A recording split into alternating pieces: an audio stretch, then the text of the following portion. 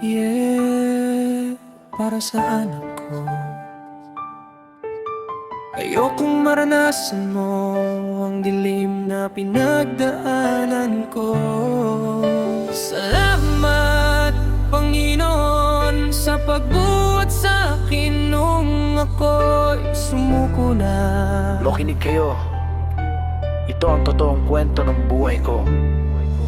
Bata pa lang ako, naranasan ko na ang lupit mula sa sariling amalatay at tadyakang kumatok sa aking isip. Hiniya sa harap ng tao, puso ko ay nagkasugat. Kaya sa galit at rebelde, ang mata ko ay namulat. Naging siraulo sa kalsada, sumama sa maling agos. 15 taon nalulong sa bisyo ay nagpaubos. Alak, babae, sugal, doon ko hinanap ang saya. Yung akala mong malaya ka, yun pala'y nakakadena. Akala ko habang buhay na akong bulkang sasabog, isang makasalanang tao na sa putikan ay nalubog. Walang direksyon ng buhay, gabi-gabi ay puyat, hanggang sa may dumating na anghela, nagbabago sa akin panulat. Kung nagkaroon ako ng anak, doon ako natutong muhot. Mula sa putikan sa simbahan mo ako pinagswak. 2 taon na tapat, tumulan man o bumagyo. Kahit may sakit ang katawan, hindi lumayo sa iyo.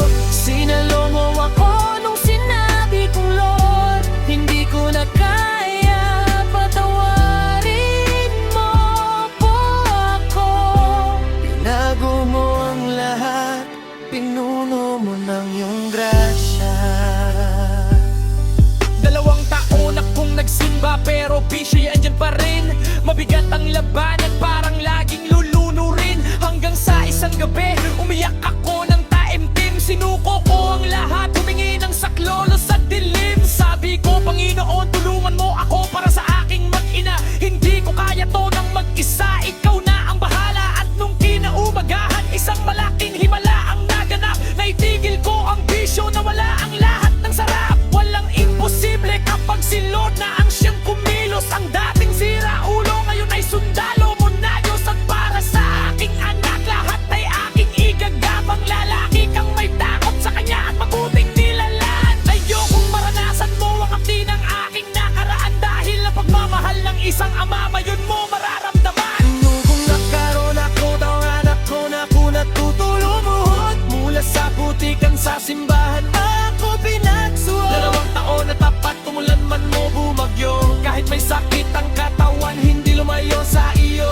Sinalo mo ako nung sinabi kong Lord, hindi ko na kaya, pinago mo ang lahat, pinuno mo ng iyong grasya.